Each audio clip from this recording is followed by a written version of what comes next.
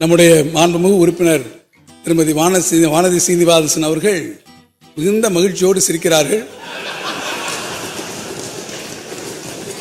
அப்படியானால் பூனைக்குட்டி வெளியே வந்து விட்டது என்பதுதான் அர்த்தம் என்பதை நான் இங்கே தெரிவிக்க விரும்புகிறேன்.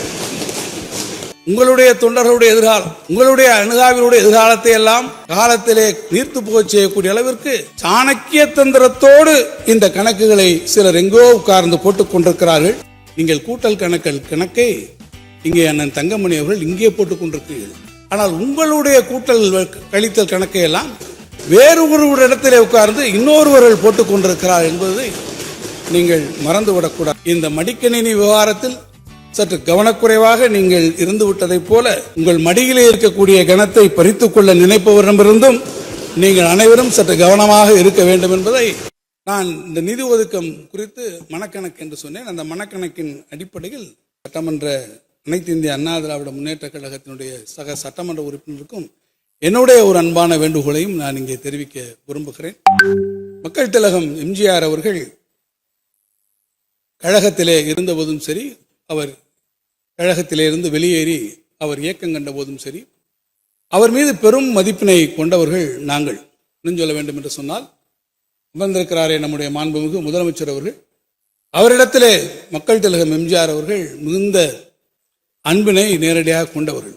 அவருடைய படம் ஒன்று வெளிவருகிறது என்றால் இந்த படத்தை நீங்கள் பார்த்துவிட்டு என்ன கருத்து என்று அவரிடத்திலே கேட்கக்கூடிய அளவிற்கு கூட உரிமையும் அன்பும் பாராட்டக்கூடிய அவர்கள் 40. அதேபோடு எங்களோடு நீங்கள் அரசியல் களத்திலே நீண்ட காலமாக களமாடிக்கொண்டிருக்கக்கூடியவர்களும் நீங்களாக இருக்கிறீர்கள். அங்களோடு இருக்கக்கூடிய தொண்டர்களும் அதே போல கொள்கையிலே மாறுபட்டிருந்தாலும் இயக்கப்பற்றின் காரணமாக அவர்களும் அரசியல் களத்திலே களமாடக்கூடிய தொண்டர்கள் என்பதை நாங்கள் மறுக்கவில்லை. ஆனால் அந்த தொண்டர்களோடு ஒரு அரசியல் பயணத்திலே உங்களோடு லட்சக்கணக்கான தொண்டர்கள் இங்கே இணைந்து பயணித்துக் கொண்டிருக்கக்கூடிய வேளையில் நீங்கள் கூட்டல் கணக்கை இங்கே அண்ணன் தங்கமணி அவர்கள் இங்கே போட்டுக் கொண்டிருக்கிறீர்கள். ஆனால் உங்களுடைய கூட்டல் கழித்தல் கணக்கை எல்லாம் வேறு ஒரு இடத்திலே உட்கார்ந்து இன்னொருவர்கள் போட்டுக் கொண்டிருக்கிறார் என்பதை நீங்கள் மறந்துவிடக்கூடாது. அதுவும் வேறு எங்கோ ஒருவர் உட்கார்ந்து உங்களுடைய தொண்டர்களுடைய எதிர்காலம், உங்களுடைய அணுகாவினுடைய எதிர்காலத்தை எல்லாம் காலத்திலே நீர்த்து போக செய்யக்கூடிய அளவிற்கு சாணக்கிய தந்திரத்தோடு இந்த கணக்குகளை சிலர் எங்கோ உட்கார்ந்து போட்டுக் கொண்டிருக்கிறார்கள். நான் அண்ணன் அவர்களுக்கு கேட்டுக்கொள்வேன், இந்த மடிக்கணினி விவகாரத்தில் சற்று கவனக்குறைவாக நீங்கள் இருந்து விட்டதைப் போல உங்கள் மடியிலே இருக்கக்கூடிய கணத்தை பறித்துக் கொள்ள நினைப்பவரிடமிருந்தும் நீங்கள் அனைவரும் சற்று கவனமாக இருக்க வேண்டும் என்பதை நான் உங்கள் மீது இருக்கக்கூடிய உரிமை அன்பின் காரணமாக இங்கே கேட்டுக்கொள்ள விரும்புகிறேன். பேரவைத் தலைவர் அவர்களே,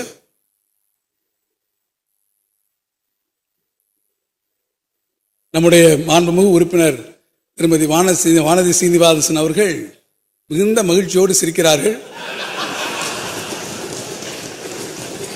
அப்படியானால் பூனைக்குட்டி வெளியே வந்து விட்டது என்பதுதான் அர்த்தம் என்பதை நான் இங்கே தெரிவிக்க விரும்புகிறேன். பேரவைத் தலைவர் அவர்களே, மகளிர் உதவி பெறும் வகையில் ஒரு மாபெரும் திட்டத்தை அறிவித்து செயல்படுத்தி வருவது இன்றைக்கு உலகளாவிய அளவிலே நம்முடைய மாண்புமிகு முதலமைச்சர் அவர்களுக்கு ஒரு மாபெரும் பாராட்டுதலை பெற்று தந்திருக்கிறது. இந்த திட்டத்திற்காக விண்ணப்பிக்க மகளிரை எங்கும் அலைந்து திரிந்து அவர்களை அலையாமல் வைக்க அவருடைய இல்லங்களுக்கு அருகிலேயே அவர்களுக்கு விண்ணப்பத்தை பெற்று பல்வேறு தரவுகளின் அடிப்படையில் அவற்றை சரிபார்த்து அவர்களுடைய வங்கி கணக்கில் உரிமை தொகையானது வரவு வைக்கப்படுகிறது. மகளிர் இல்லம் தேடி வரும் உரிமை தொகை மாண்புமிகு முதல்வரிடமிருந்து வரும் ஒரு அன்பு பரிசாகவே 1 கோடிக்கு மேலான மகளிர் பெருமகிழ்ச்சி அடைகிறார் என்பதை யாரும் மறுத்துவிட முடியாது. அதே வேளையில் நான் ஒன்றை சொல்வேன், இந்தியாவில் இதே போன்ற ஒரு திட்டம் மேற்கு வங்காளத்தில், மத்திய பிரதேசத்தில், கர்நாடகா மற்றும் மகாராஷ்டிரா போன்றிருக்கக்கூடிய மாநிலங்களில் இதே போன்றிருக்கக்கூடிய திட்டங்களை செயல்படுத்தி வருகிறார்கள். அண்மையிலே வந்திருக்கக்கூடிய சில நாளேடுகளுடைய செய்திகளின் அடிப்படையில் நாம் பார்ப்போம் என்று சொன்னால், மகாராஷ்டிரா மாநிலத்தில் அறிவிக்கப்பட்டிருக்கக்கூடிய இந்த திட்டத்தில் அவர்கள் எதற்காக அறிவித்தார்கள்? மகாராஷ்டிரா மாநிலத்தில் தேர்தல் வருகிறது என்று அறிவித்தார்கள். அதை அறிவித்ததற்கு பிறகு தேர்தல் முடிந்தவுடன் ஜெயித்த கையோடு அங்கே அமைந்திருக்கக்கூடிய பிஜேபி அரசாங்கம் என்ன செய்தார்கள் தெரியுமா? சுமார் 15 லட்சம் பயனாளிகளை அந்த திட்டப்பட்டியலிலிருந்து நீக்கி இருப்பதாக இன்றைக்கு அவர்கள் செய்தி வந்திருக்கிறது. அதாவது ஒரு ஆட்சி பொறுப்பை ஏற்றுக்கொள்கிறார்கள். ஏற்றுக்கொண்டால் ஏற்றுக்கொண்ட காரணத்தில் முதலே கையெழுத்து எதற்கு போட வேண்டும்? விடியல் பயணத்துக்கு கையெழுத்து போடலாம்.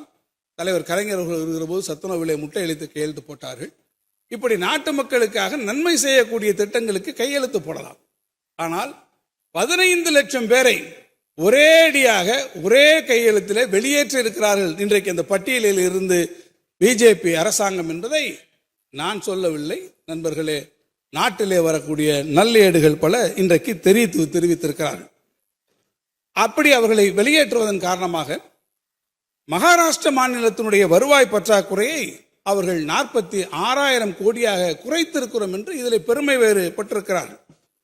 ஆனால் தமிழ்நாட்டிலே மகளிர் உரிமை தொகை மட்டுமல்ல, கலைஞர் கனவு இல்லம், புதுமை பெண், தமிழ் புதல்வன், விடியல் பயணம் என்று பல்வேறு நலத்திட்டங்களை நாம் செயல்படுத்தியதற்கு பிறகும் கூட வருவாய் பற்றாக்குறையை நாம் இன்றைக்கு 69,000 கோடியிலிருந்து 41,000 கோடியாக குறைத்துதான் நாம் வந்திருக்கிறோம் என்று சொன்னால் அது மாண்புமிகு முதலமைச்சர் அவர்கள் கொடுத்திருக்கக்கூடிய நிதி மேலாண்மைக்கு நல்ல சான்றாக இருக்கும். அதே போல மகளிர் அவர்களுக்காக கட்டப்பட்டிருக்கக்கூடிய தோழி மகளிர் விடுதிகள், தொழிற்சாலையில் கட்டப்படக்கூடிய தங்கும் விடுதிகள் ஆகிய திட்டங்கள் இன்றைக்கு தேசிய அளவிலே கவனம் பெற்றது மட்டுமல்ல, ஒன்றிய அரசு சமீபத்திலே வெளியிட்டிருக்கக்கூடிய நிதிநிலை அறிக்கையிலும் கூட அவை இடம்பெற்று இந்த திட்டங்கள் பாராட்டப்பட்டிருக்கிறது என்பதை நாம் அனைவரும் அறிந்திருக்கிறோம்.